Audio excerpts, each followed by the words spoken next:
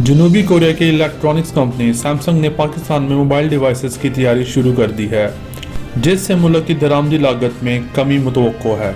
اطلاعات کے مطابق منگل کو صنعت و پیداوار کے چیئرمین فیصل سبزواری کی قیادت میں سینیٹرز کے ایک وفد نے کراچی میں سیمسنگ کی پروڈکشن سائٹ کا دورہ کیا اور موبائل ڈیوائسز کی تیاری کا باضابطہ افتتاح کیا۔